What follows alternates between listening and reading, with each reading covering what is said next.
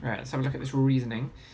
So first of all, Dora has plotted 3 coordinates, and we've got to write down the coordinates. So x first, how far across? So A is -3, then has gone up 5. So -3, 5.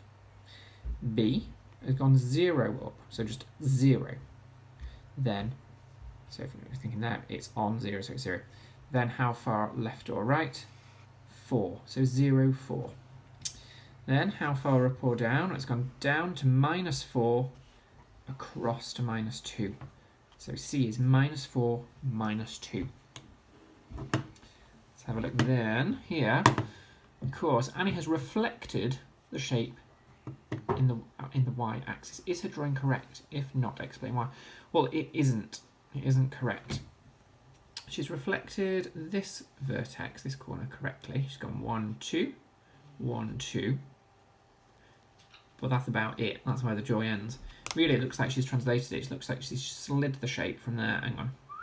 And slid it over there, translated.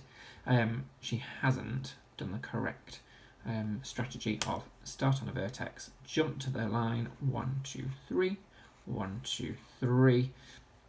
She hasn't done it right. Poor thing. We'd have to show her how at year 6. Let's have a look at this question then. Work out the missing coordinates of the rectangle. What is the length of side AB? So the side AB is from A to B, so we're looking for this side here. And I've drawn it out. There we go, as you can see, the sun is streaming through the window. I've drawn this line here to indicate this is the side of the shape that I'm looking for. And we're given 2 coordinates, 7, 8, -1, -3. So what I'm going to do is label all the coordinates and then work out relatively how big the sides of the shape are. So the fact that this vertex, this corner here, which is C, sorry I haven't labelled that one, is -1, that tells me that that part is -1, which means D is also -1 down. So it started there and it's gone down to -1. The fact that C has then gone -3 across tells me that A is something -3.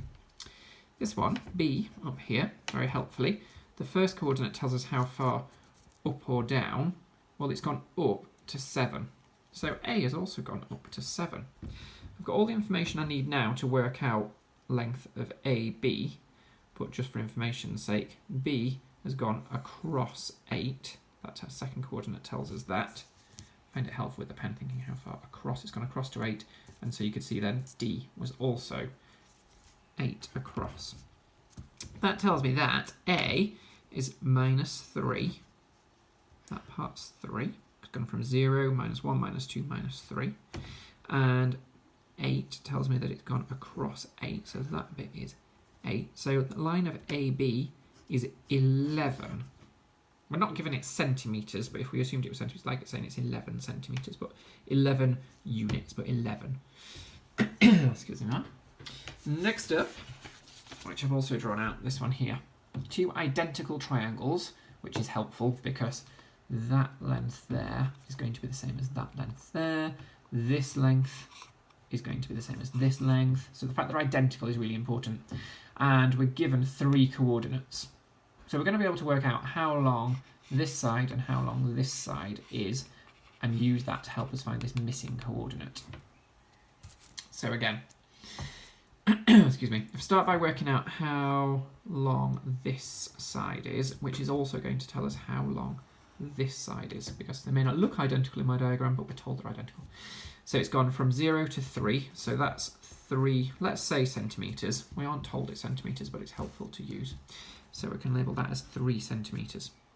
Now that tells... There we go. Remember, it's across first. The fact that that is -1 means that part of the triangle is 1. And the fact that that is 6 tells me that that part is 6. So altogether, 1 and 6 makes 7. That tells us that this side here is 7 centimetres. Now, we've got all we need to find the coordinates at point A. Back with the pen. So, if I jump to there, I get to 6. I know that because it's the first number. Add another 3, and I'd get to 9. Then we can think about the height. Well, it's on 0 and it's going up 7 centimetres, so it would land on 7. So my answer there for A is 9, 7. I know it's tricky, but what I'm doing is working out how big each side is and using that to imagine how far. I've jumped to 6, add another 3. I started on 0, I'm gone up 7, which is where that 7 has come from.